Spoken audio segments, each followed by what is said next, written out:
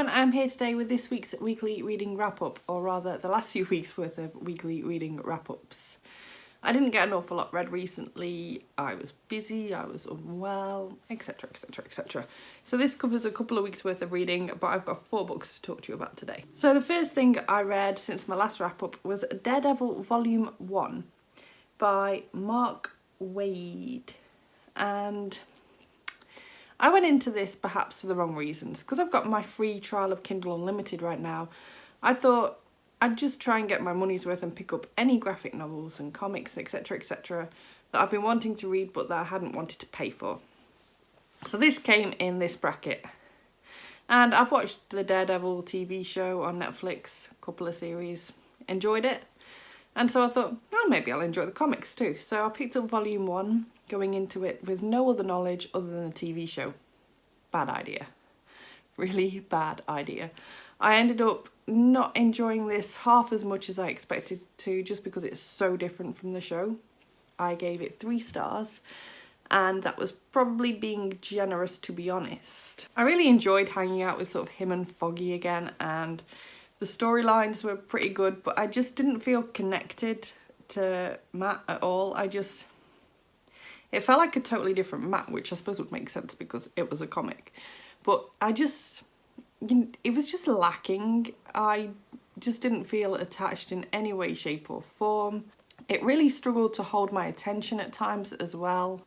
And overall, I just felt like something was missing, like the charisma there just wasn't there.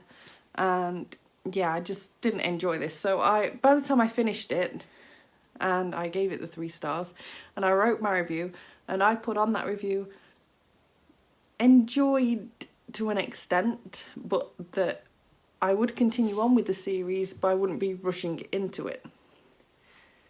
That didn't last very long at all. As a week or 2 later, the next thing that I decided to read was Daredevil Volume 2.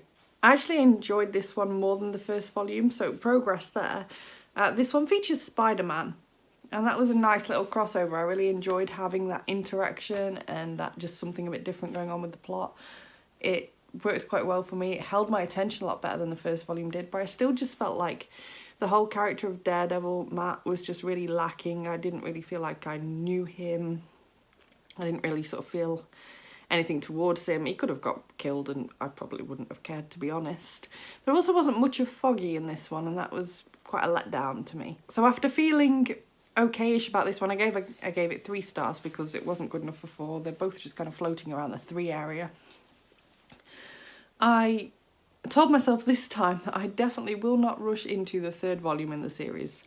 And that is definitely going to be the case because the 3rd volume isn't even on Kindle Unlimited right now, so I can't break that promise to myself. I will possibly continue the series on one day if I was to get a hold of the 3rd copy without paying for it, but I'm definitely not in any kind of rush at all this time. So then after that, I decided to devour a thriller.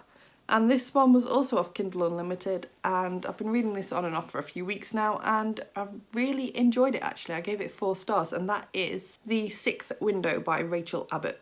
As I said, this is a thriller, but it's also got a crime element to it. It's part of a crime series, and it's actually the 6th book in the series, and it's the Tom Douglas series. And I haven't read the rest of this series, although I'm definitely going to now. And as in many cases with books like this, you don't need to have read the other books in the series, and overall that only impacted my enjoyment slightly, I'd say. So if you want to read this by the time you've finished listening to me talk about it and you think it's great, but you haven't read the rest, I wouldn't worry about that too much at all. This book focuses on a young girl named Scarlett, her mother, and then her stepfather. Well, he's not really stepfather. He kind of fulfills the role of stepfather, but they're not actually married. And her real father, who was a policeman and got murdered. He actually, at the very beginning of the book, gets knocked down by a car by what they think at the time is joyriders and gets murdered. This is set in Manchester, which makes a fantastic setting for this book. So the beginning of the book is like in some sort of like idyllic village somewhere tucked away. And then they move to Manchester because Scarlett's mum originally moves in with the dad's best friend and sort of strikes up a romantic relationship quite early on after he dies.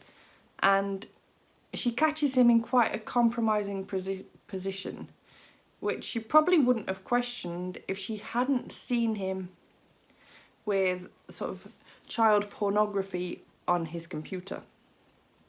So she assumes that he is also sort of grooming her daughter Scarlett. So they get out the house pretty quickly. The mother really sort of rushes them out, and they end up in this really, really dodgy block of flats in Manchester. Meanwhile, in Manchester, a girl sort of ends up throwing herself off a roof, and it's quite suspicious circumstances. And so Tom Douglas ends up investigating that, but at the same time the investigation to Scarlett's dad's murder also gets opened up, and all this somehow interconnects, and it's all really messed up, it's all really twisty. This book sent me on so many twists. So many times I thought, I know exactly who did this and what happened there, and yeah, I'm so smart. No, I'm not smart at all. I was so wrong on so many occasions. Towards the end of the book, I did start working out what was probably likely was happening, but even then, the author does a fantastic job at totally throwing you off. I didn't know whether these cases were connected or not. I didn't know whether to even trust what I was thinking. You don't know who to trust in this at all. You even get to the point where you're not even sure whether you can trust the police. It's just such a thrilling, twisty ride. Throw on top of that this is super fast-paced and the chapters are so short, it just makes you feel accomplished because every couple of pages you're on a new chapter. So after like an hour of reading, you'd be like 20 chapters in and be like, oh, I'm such a fast reader, which really helps me when I'm going through a little bit of a slumpy time. So this is a great one to pick up if you want something fast-paced, if you want something dark, if you want something twisted. I will say though that paedophilia is something that pops up in this book, so if that's sort of a sensitive area for you, I'd be careful of that. You also have suicide, murder. It's just a really dark, twisty read. I loved it. And the only reason I gave this book 4 stars rather than 5 is that I struggled to really sort of get attached to Tom Douglas. And that seems quite a strange thing to me when this whole series is based upon his police career and him investigating these crimes. Now maybe, as I said, maybe I've missed something with not reading the first 5 books in this series, but I just feel like there was a lot of focus on Scarlett and Scarlett's mum and the crimes and the mysteries and the thrillery aspects, and there wasn't so much focus on Tom. It was just a little bit here, a little bit there, and that felt really strange to me. And so I didn't really develop much of a connection or indeed liking for him. I kind of thought that was a little bit strange considering that, yeah, it's his series. But on the other side of things, I really did enjoy just how much there was focus on the thriller aspects. It wasn't just some really dark but boring crime novel. It wasn't just loads of police investigation-y stuff. There was so much more in there, and that was great to see. So as I said, I did really enjoy this overall.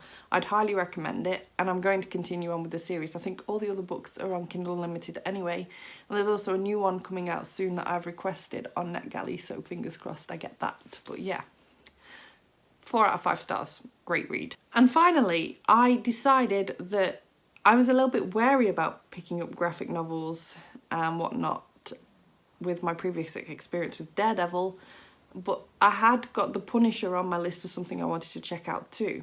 Now, a bit like with Daredevil, my only experience with The Punisher in the past is watching the TV show on Netflix and, yeah, enjoying that a lot.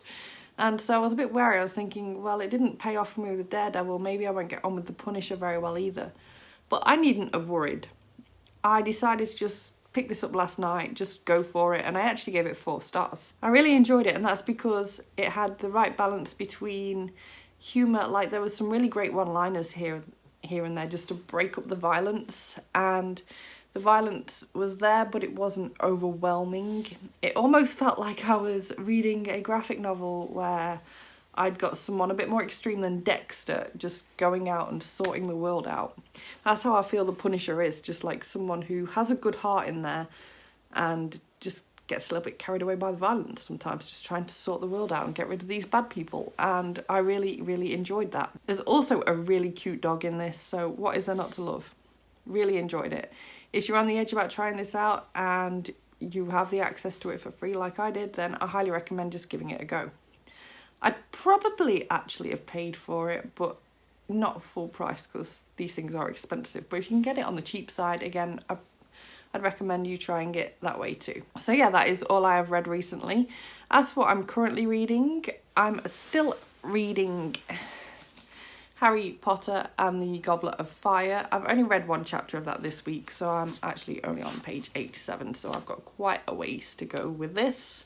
But hopefully I'll get into this one a bit more this week. I've not had much time to be reading my physical books, so this has just had to sit to one side, but it's Harry Potter. When I get to it, I will fly through it, I'm sure.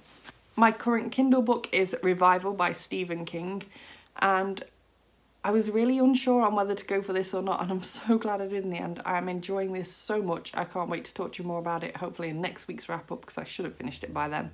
I'm just under halfway through, which is only about 4 or 5 chapters in, which is just crazy. The chapters are crazy long, but I'm enjoying this so much. It's my first Stephen King novel, and I'm actually really glad that I chose here as a place to start, because I think I'm getting a good balance of his writing here with, like, his writing is just blowing me away because I've got so much of a character development thing going on right now with this, but I know that it's going to get darker as it goes on, so I've got a good overall view of his skills for this book, I feel. And my current audiobook is still The Sword of Shannara by Terry Brooks, and I'm now halfway through that, so I'm making good progress with that, as it is a really hefty long one, and I'm just really happy to be making steady progress with that. So now the time has come to pick a book out of the TBR bag. I've missed doing this, I must say. What's it gonna be? Oh! Looks like I'm going to be trying some Brandon Sanderson. I have picked out The Rhythmatist. So yeah, I can't remember what that one is about. I know obviously it's fantasy, it's Brandon Sanderson. I'm sure it'll be a really good read. But yeah, I am pulling out some really great books recently. That is so exciting. So thank you so much for watching this video. If you've read any of the books I talked about today, or if you want to read any of them, then drop me a comment down below. Also let me know what you've read recently, I would love to know. So thank you so much for watching this video. If you liked it, please give it a thumbs up, subscribe by clicking the image of me just so if you want to see more book reviews and other bookish content from me, and I will see you on Wednesday with a book haul. Bye bye!